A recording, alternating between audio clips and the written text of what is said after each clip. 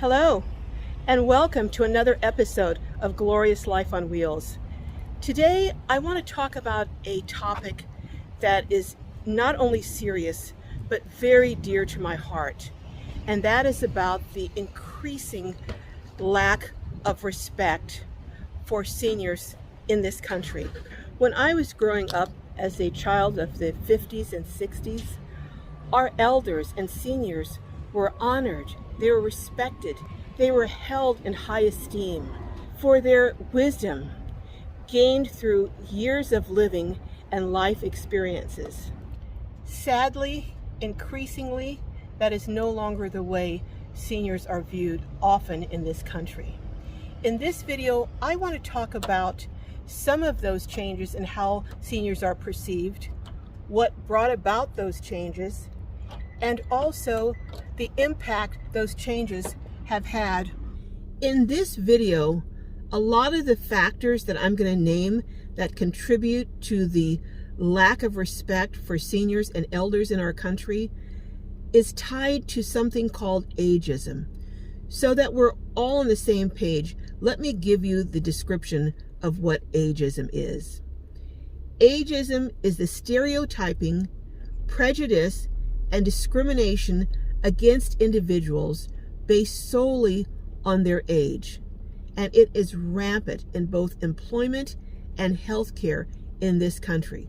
But I'll talk more about that later. Right now, I want to go over some of the reasons for the change in how seniors are both perceived and how they are treated. And this is in no particular order. Number one, we've gone from a communal-based society to an individual-focused society.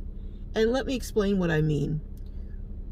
Back in the 50s and 60s, it was not uncommon, in fact, it was very common, for there to be multiple generations living in one residence. You would have the grandparents, their kids, and often grandchildren all living under one roof. The reason this happened was frequently because in manufacturing hubs, say like Detroit for the auto industry or areas where the steel industry was strong, you would have multiple generations working at the same plant. So you might have grandparents who had worked there, parents who were working there, and then children or grandchildren working there. So people would graduate from high school and maybe go to work at the same place where earlier generations had worked.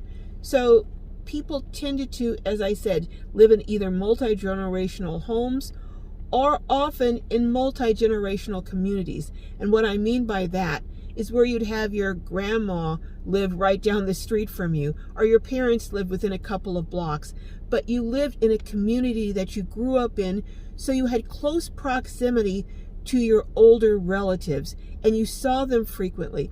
Often these older relatives would maybe live in the home, as I said, with multiple generations. So they might perform different tasks, like they might babysit the children while the parents worked, or they drop the children off at school or pick them up, or they might even cook for the family and pass on their recipes. And they would also share their wisdom with the younger members of the family. Well, as manufacturing declined, and also as more jobs became available online, I mean, that has really been a game changer. People no longer stayed within the community or lived in multi-generational homes. They either had to leave communities to find employment, or they were able to leave because they had employment online. So it completely has changed a lot of the fabric of much of this country, and many younger people no longer have regular contact with the elder members of their family or with seniors. These young people didn't get the opportunity to see seniors that were contributing members of society, either as caregivers, as volunteers. Often at church, you'd see the seniors volunteering at church or in other roles, or even in paid positions. These young people didn't get to see that because they were now removed from that multi-generational environment. And the second thing that resulted from that is the perception changed from seeing seniors as blessings contributing to the family, contributing to society, and instead seeing seniors as burdens. So often, seniors in this country are looked upon as having no value. They are viewed as being disposable. Their usefulness has expired. Their expiration date is way past. And they're actually invisible to many people, especially younger folks. How many of you who are in here who are older, when you go places or when you try to speak up, your voice is not heard and you feel like you're invisible and your feelings and your opinions no longer matter? If you're feeling like that as an older person, can you make a note in the comments and let me know about that? I want to let you know that you're not imagining it. There was a study, and in that study, it showed that 90% of seniors on a regular basis face ageism. That is, they're treated a certain way just because of their age. And I'm talking about negative treatment, not positive treatment. The third way that disrespect is exhibited in this country towards seniors is the total and complete disregard for their expertise or knowledge about a subject. It's almost like when a person turns a certain age, it doesn't matter how much training, how much education, how much experience they have, all of a sudden it's worthless. It's disregarded. Have you ever tried to share some of your knowledge about a topic to some younger people and they just dismissed it out of hand, and it was clearly because you're older and they thought they knew better? Well, this happened to an 84-year-old woman who I read about.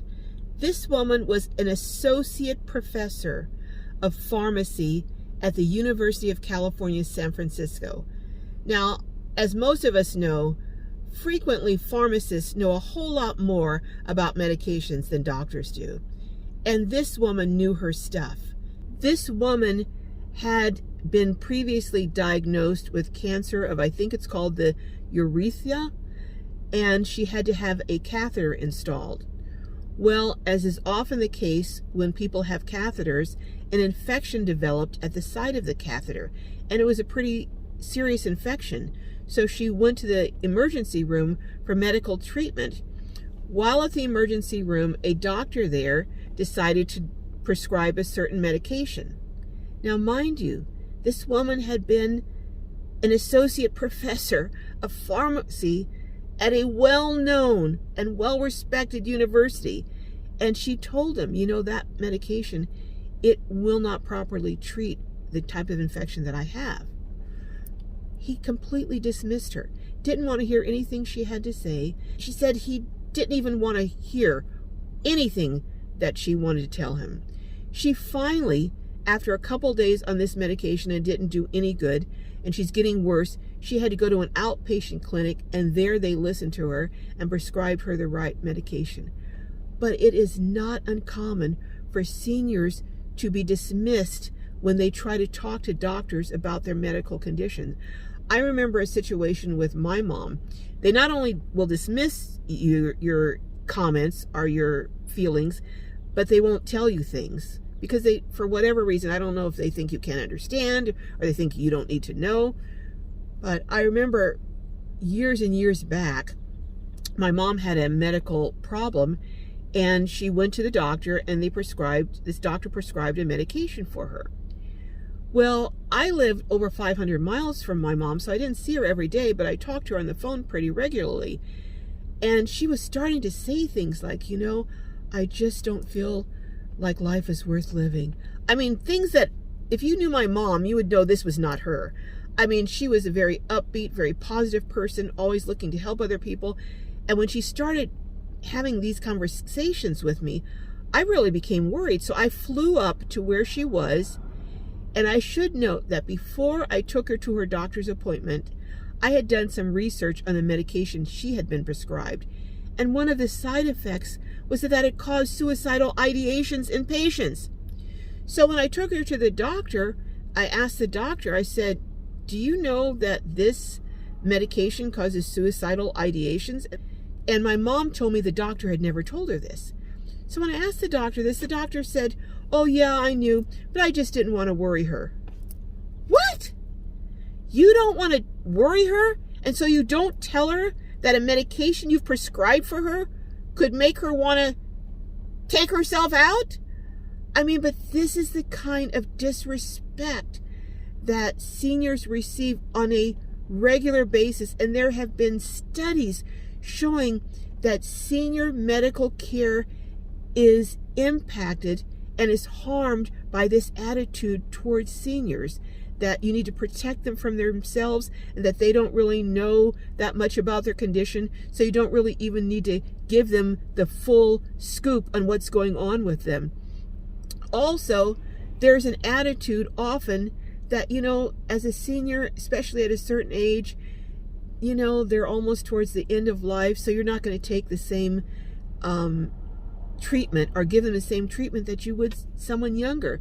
I read about another case where a 91-year-old woman during the pandemic was put into a rehab facility, and these are her words.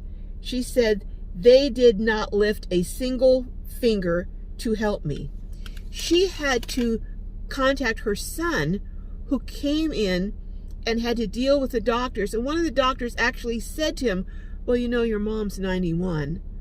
And he went off on the doctor.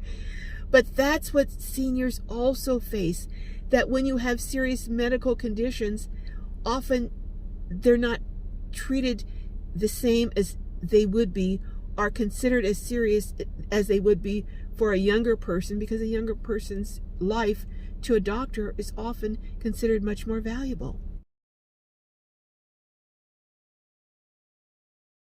In an article released by Cedars-Sinai Medical Center, it stated that age-related prejudice in medical treatment can result in some serious situations, including missed or delayed diagnoses, as well as information about medical treatment or side effects not being provided to seniors. And that's what happened to my mom. One piece of information from National Institutes of Health that I found particularly alarming was that individuals 85 and older were 3 times more likely to receive delayed cancer diagnoses, and that is, the diagnosis was when they were near death or at a late stage of cancer. 3 times more likely to receive them at that point than individuals 65 years of age or younger. Now think about that for a minute. The last 2 areas that I wanted to talk about briefly are employment and the media. These are 2 areas where the perception of elderly people and seniors is really skewed, and it impacts us. I don't know about you, but I know several older people who have been laid off, some literally weeks before they were set to retire and collect their pension.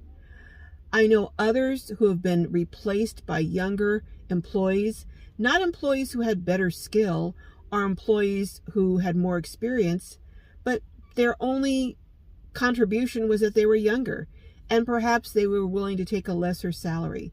If you are 50 or older and are looking for a professional position in the employment area, oh my goodness, then you know what it's like.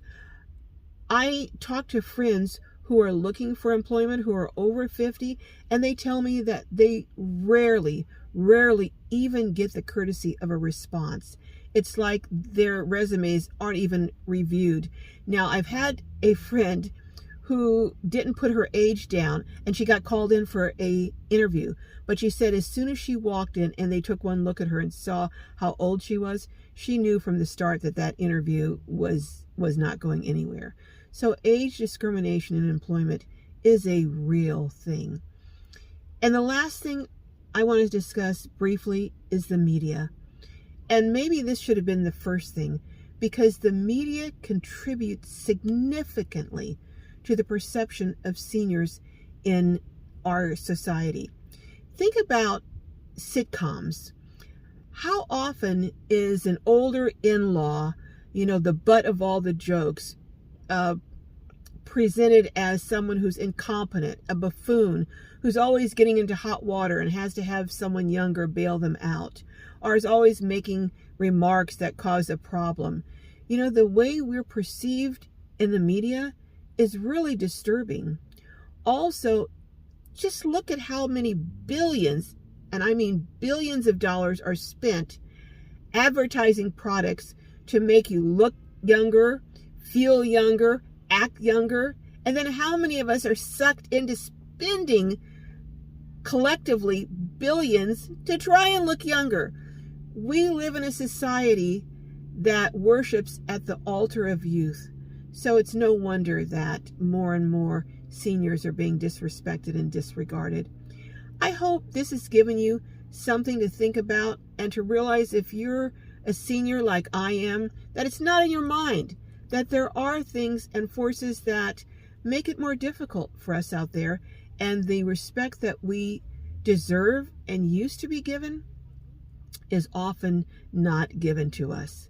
But you know what? I'm going to do a video in the next day or so, and this is a video where I show where even the lack of respect for seniors, and this breaks my heart having been a peace officer for 20 years, but the lack of respect for seniors often is also part of law enforcement in some instances, not in all, thankfully, but in some. But the story I'm going to share with you was just a blatant example of it, with tragic results. Well, I love each and every one of you, and I just pray your journeys are filled with joy and blessings, and I'll see you next time.